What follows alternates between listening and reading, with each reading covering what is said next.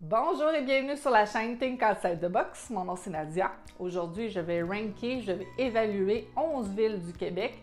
Là-dessus, il y en a 5 que j'ai habitées et les autres, j'ai pensé fortement y habiter.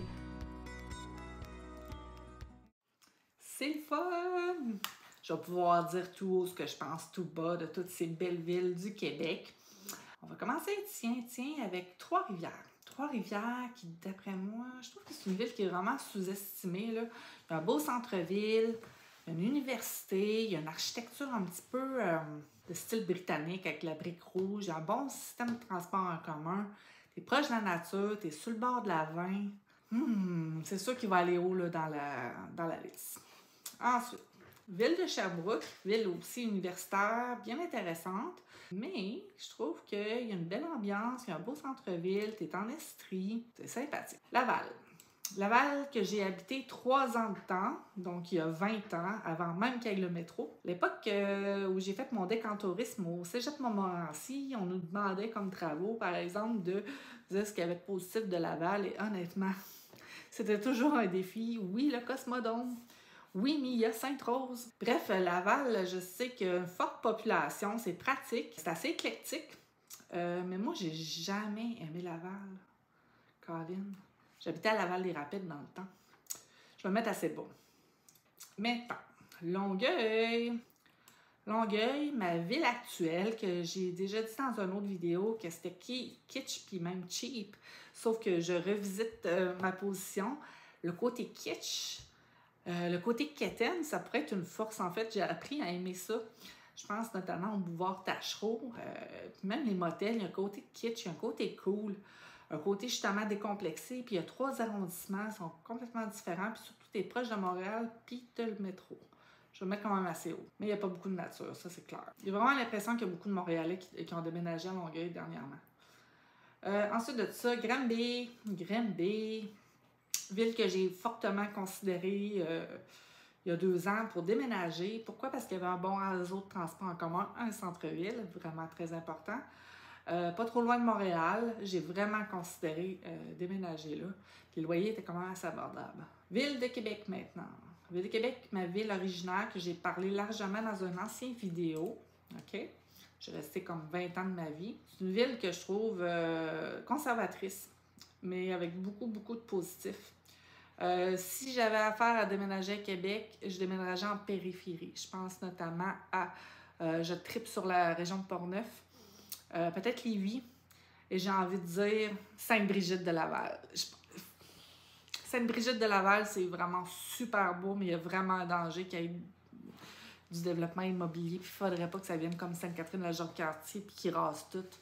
C'est encore bien préservé. Ce serait le fun que ça soit développé un peu plus comme Stoneham. Stoneham, ça reste quand même une belle banlieue de Québec. Fait que oui, je déménagerais à Québec, mais il faudrait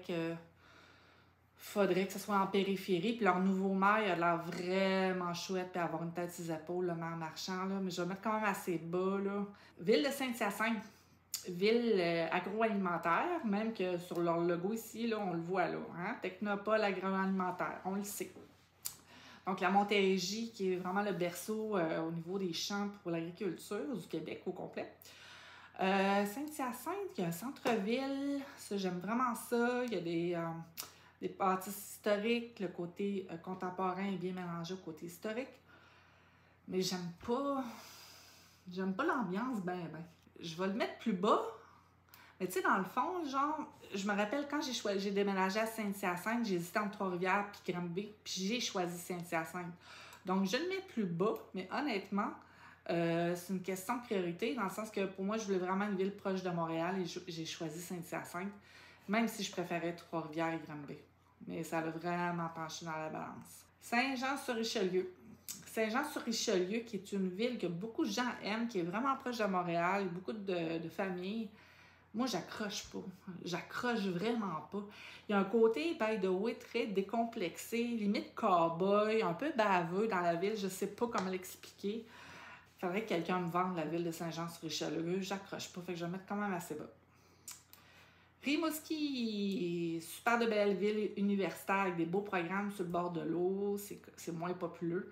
Un petit peu plus éloigné.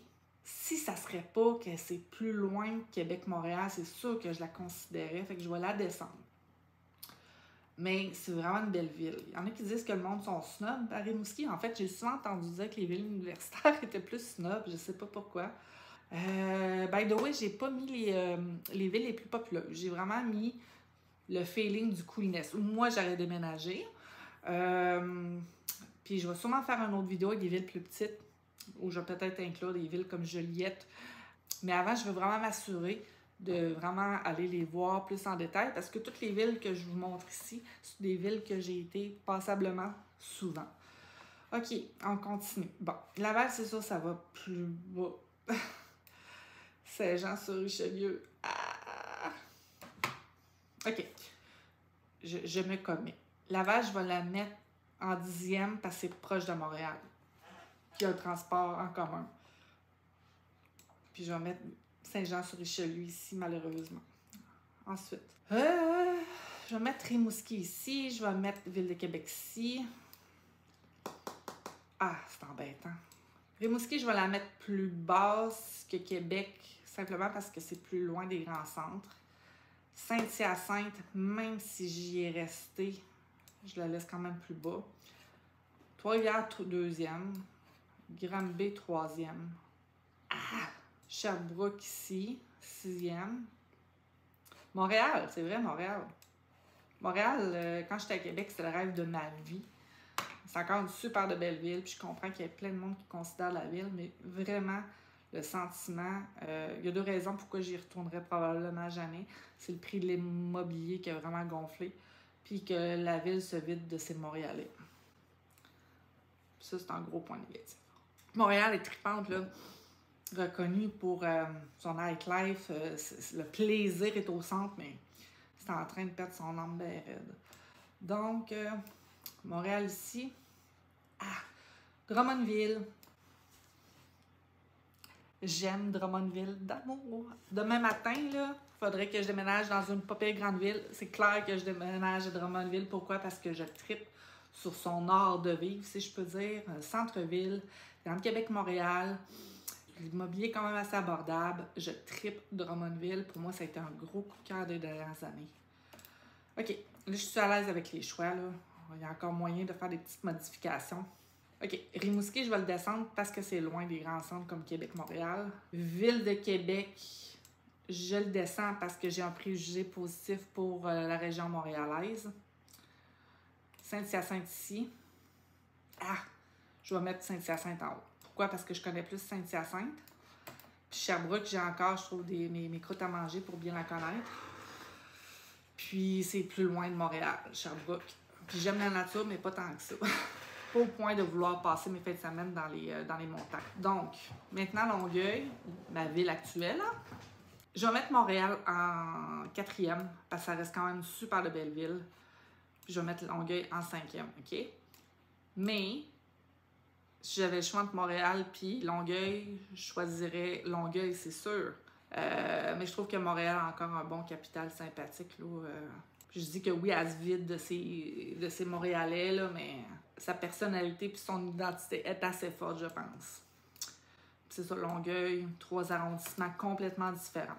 Donc, ici, on a Drummondville, Trois-Rivières-Granby. Bravo! Bravo pour ce que mon jugement en vaut. Puis encore là, tu sais, j'ai hésité entre rester entre Trois-Rivières puis Granby, mais j'ai finalement atterri à Saint-Hyacinthe. Drummondville, je ne l'ai pas vraiment considéré. Pourquoi, là? Parce que Saint-Hyacinthe, c'était plus proche. Puis il y avait un meilleur réseau de transport de mémoire, c'est pour ça. Puis j'avais trouvé un logement abordable. Évidemment, ça l'a changé. Donc, Granby, une ville à découvrir. Les autres, ils disent qu'elle est rayonnante, là. Mais quand même à découvrir. Trois-Rivières, super de belle ville. Montréal, on l'aime d'amour. Longueuil, ils vont planter des arbres un jour. Hein? C'est ça. La ville de Québec. En même temps, je me plains du côté conservateur de la ville de Québec, mais c'est des fonctionnaires, on en a besoin. Puis honnêtement, le côté original de Montréal, je voudrais pas qu'ils se retrouvent à la ville de Québec parce qu'on a besoin des gens qui respectent les règles. Fait que quelque part, c'est un jugement qui est assez conservateur, mais en même temps, ça fait partie de la game. Je pense que toutes les villes, les capitales où ils vont avoir des fonctionnaires, ça va être pareil finalement. Laval, Rimouski, toutes des belles villes. Ouais, toutes des belles villes. des belles villes. J'adore faire ça, j'adore faire ça, j'adore découvrir les petites villes du Québec. Je suis une amoureuse du Québec. Puis voilà, j'espère que ça vous a donné une petite idée.